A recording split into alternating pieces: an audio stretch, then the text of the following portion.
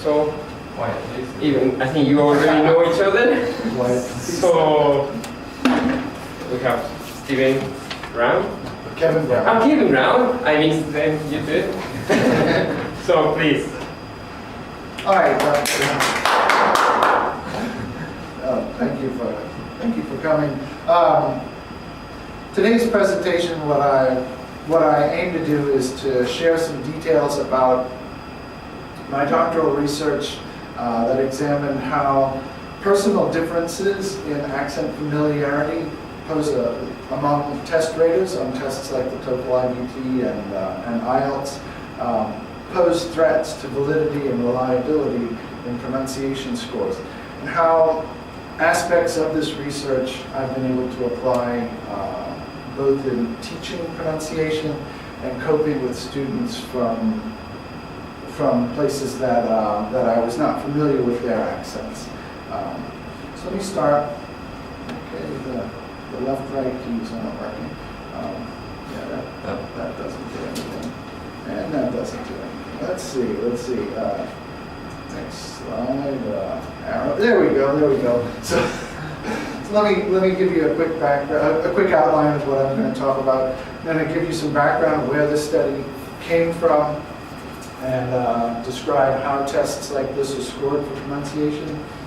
I'm going to talk about my study, the accents that I examined, and then, of course, like I said, how you might be able to use some things from this research in your teaching, particularly the speech accent archive, and then finish with a summary.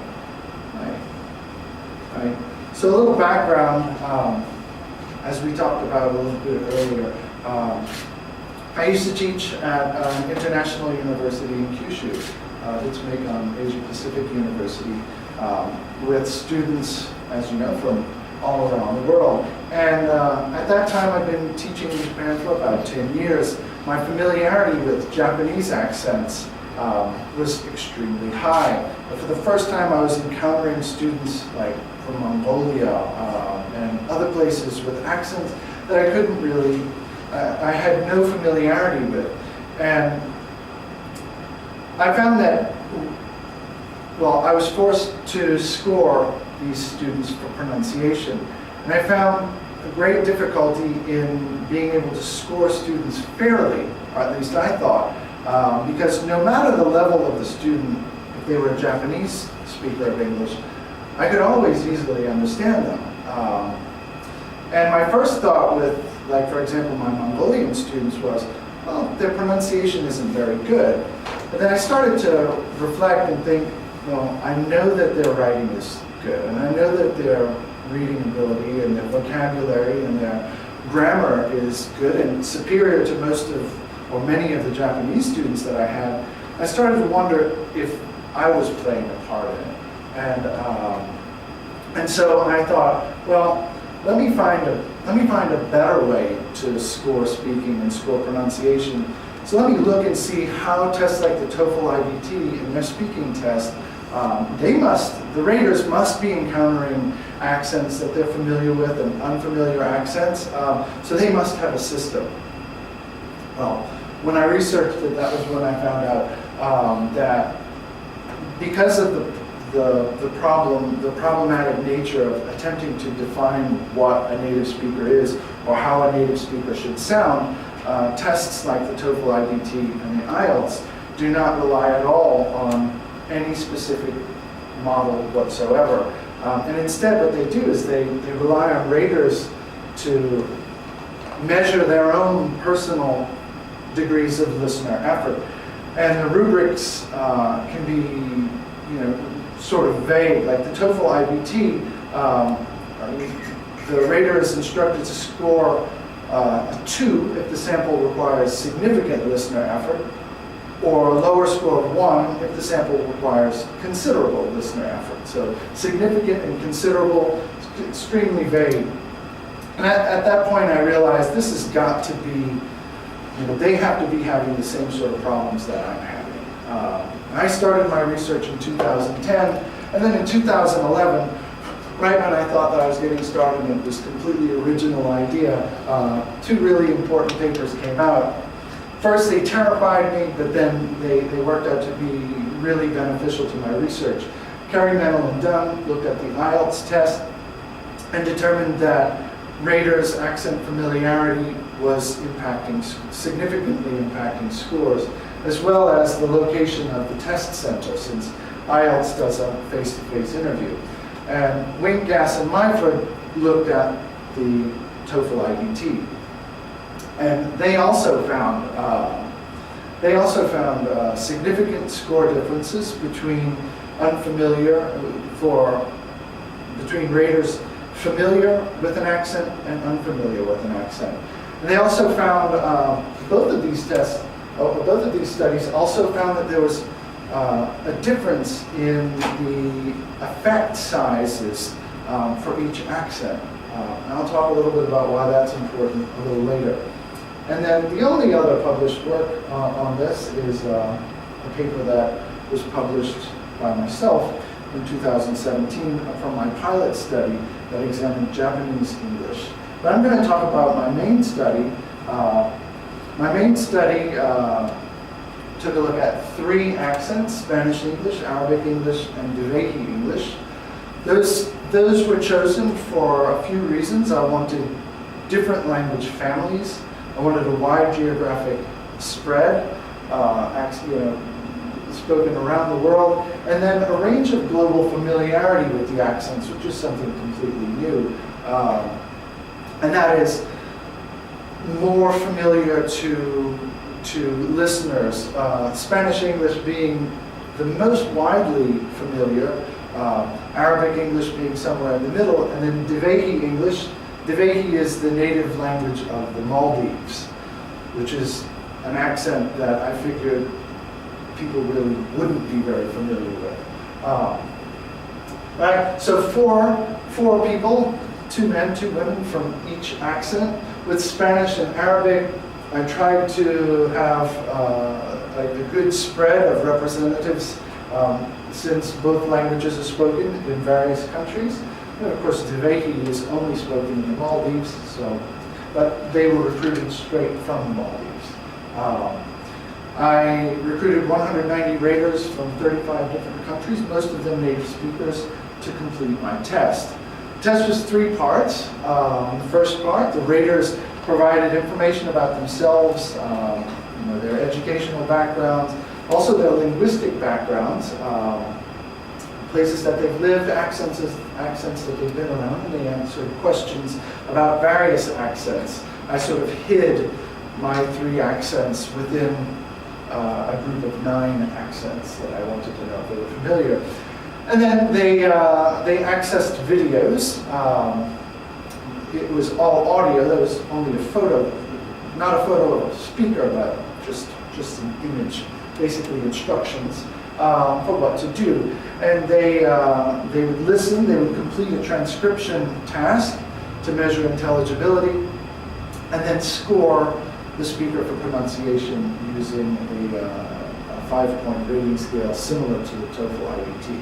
After that, the raters were given opportunities to provide feedback to me. My findings, as I expected, significant score differences in intelligibility and pronunciation scores between unfamiliar and very familiar raters. Significant correlations between accent familiarity and increased intelligibility, as well as higher scores. So basically, the more familiar the rater is with the accent, the more intelligible they're going to find that speaker, and the higher score they're going to give. As well as the other studies, unequal rater accent familiarity effect with all accents. What this means was, with some accents, this rater familiarity effect impacted scores more than with others. And this creates an incredible problem for ETS because they can't apply a single algorithm to make a score adjustment because of this threat to the test. So it's accent specific how much it's going to affect, and this makes things particularly difficult for ETS to try and address. Also, population size adds a new dimension. Yes, as predicted, the Devegi English, none of the raiders, except for the raiders that were recruited from the Maldives, had any exposure or familiarity with Devegi English. So speakers from accents like Spanish English, they have a much higher potential that the raider that's going to be assigned to score them will have familiarity with their accent, and therefore they can benefit.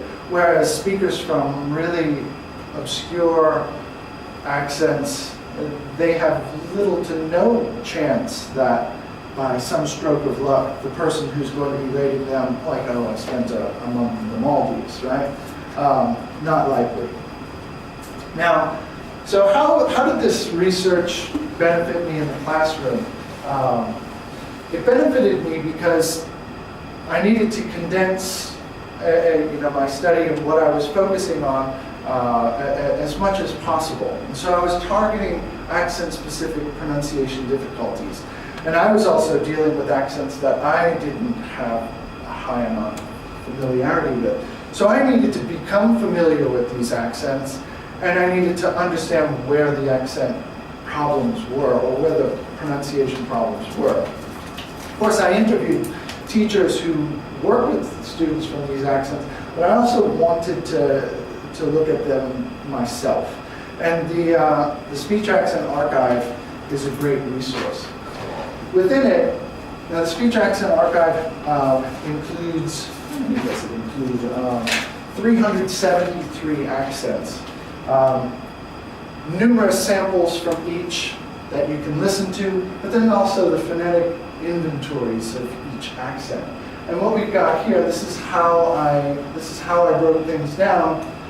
Here we've got the native inventory of Arabic and the inventory of English. And what I do is I look at both of them, and then I'm looking for missing. I'm looking for missing phones from Arabic that are present in English. And that's what these red ones are. These red ones are. The vowels are over here and the consonants here. And then I focus on those to create sentences. I try to place these phones at the beginning of words, in the middle of words, at the end of words,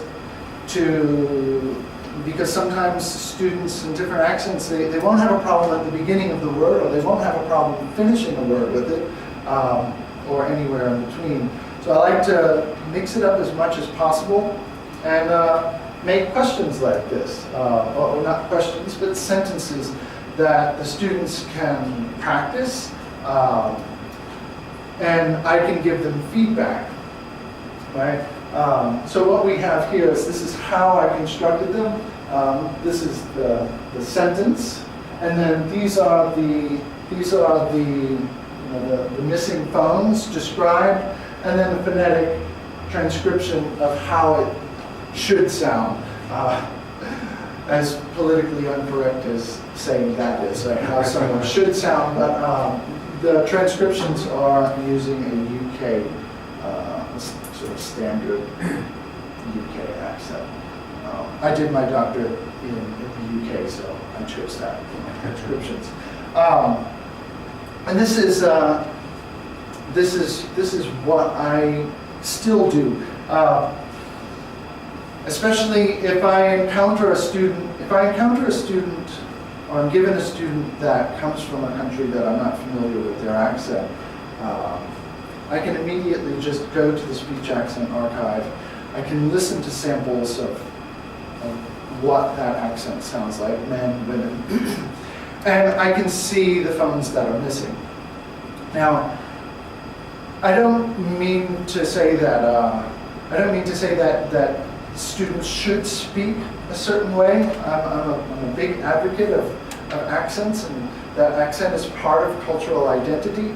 However, if I have a student that wants to take the TOEFL IBT, that wants to study abroad, or my job is to help them get the best score that they can possibly get.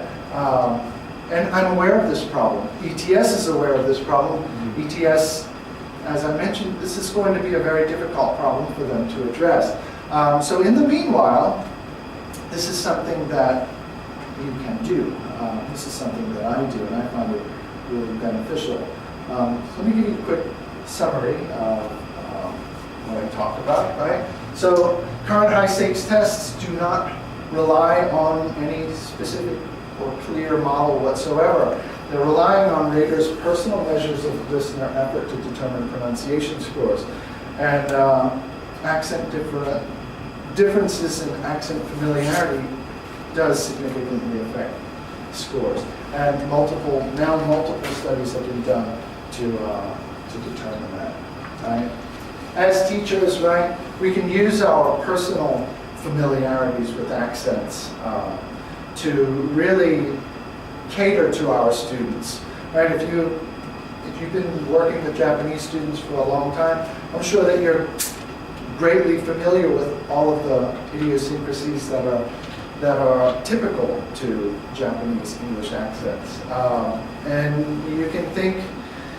you can put yourself in the position of a judge to say, well, okay, how is perhaps someone in the United States, if it's ETS for the TOEFL IBT, how do I think they're going to cope with these idiosyncrasies? And some students have much more problems with their accents than others. But you can target specific phones, create sentences, do things to help them improve their chances for higher scores, right? As I said, right, I do believe that accents are a very important part of cultural identity, but at the end of the day, this is a problem that exists within major tests, and we can stamp our feet, and tell our students, your speech is just fine and it's part of your cultural identity, and I really hope you get into the university that you want to. But we can help them. We can help them to improve their pronunciation, just as we level our own accents. I'm originally from New Orleans, Louisiana, and I don't know if I've actually lost my accent, but I've leveled it down to be as understandable as possible.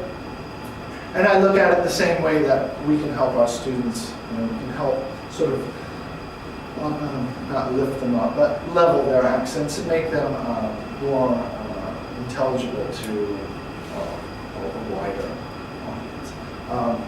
That's all for today. The handout that I gave you, it does have on the back like how I work this system using the speech accent archive. It does have the website.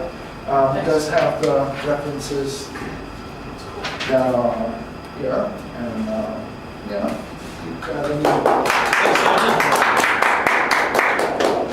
Some questions? Yeah. Is this an area in which that computers or AI could begin to analyze the differences between certain accents and a norm, and render a score without the biases of humans? Yes. Well, there's the Versant English test, which is completely automated scoring, and now. There's still some question, or at least I have some questions, but Pearson bought it from the company that developed it is extremely protective of that software and how it works. But that is perhaps the most fair, because it's one judge that scores everyone. So yeah, there's AI is definitely part of, not necessarily the future, but present. The Versant test of English is, it used to be called Phone Pass. And now Pearson bought it. It's called the Versant test of English. Anything else? Yes. So I apologize, I missed the first part of your speech. Camera emergency in another room too. Is there a case, or is there a possibility where a foreign student would be denied admission to Oxford or Stanford because their accent is too thick? Oh, sure. Yeah, well, well, Oxford or Cambridge has IELTS Oh, that's true. standards, Yeah. right? Okay. So if you don't get the score, you know, you're not considered for admission. Uh-huh. IELTS, I like IELTS better Yeah, because it's a face-to-face interview instead of TOEFL IBT, which is a semi-direct test. But yeah, of course. I can speak something to Professor Browne's point, which is that IELTS is supposed to be how comprehensible the person asking the question. Just to imagine a situation where you come to the end of the lecture, you go and ask the professor a question, and how comprehensible is that person to do that? And so that's the final level of check. Because you're supposed to get, I think you're supposed to get 7s with at least an average of 6.5 across IELTS to get into an English university. Okay. So if you don't meet that level, you're not going to get that. And speaking one is probably the last hurdle that possibly some Japanese or other like less able areas. That's the last hurdle. So even if the fluency is there Yeah. and the natural Yep. speaking and the comfort level is there, Well, it's the fluency, pronunciation it's fluency dragging and down. grammatical accuracy, linguistic resource, and then pronunciation. Okay. Pronunciation simply, when you look at those 4 things, it often just levels that way. Sure. Because that's the last one that comes online, because it takes course. that much practice. Yeah. But you're supposed to test them in terms of how proficient they would be in that one-on-one interaction, because that's how IELTS models itself. So that's Thanks. kind of a Right. That's kind of the Pronunciation final and test, yeah. intelligibility are basically the gatekeepers Yeah. of all other Yeah. higher level comprehension. You know, if you can't make out the words that they're saying, you can't judge them on fluency, accuracy, the ability to stick to topic. Yeah, it's just true. Sort of. Yeah, and how patient is the professor to listen to the question to give the accurate answer that the student is asking, regardless of their fluency, grammatical accuracy, or their lexical resource. Okay, thanks. I have one question. Yes. And how do you have the student, do you do one-to-one, or do you separate in groups, depending on the... If I was helping a student prepare for the IELTS or the TOEFL, I would work with the student one-on-one. I would, yeah. If I'm working with a Japanese class, which my university is really tiny and we have very few international students, you know, I can select things that work to the group. But if I have individual students that I know are seeking to study abroad, you know, I will work with them one-on-one. Yeah. Thank you. Thanks, Evan.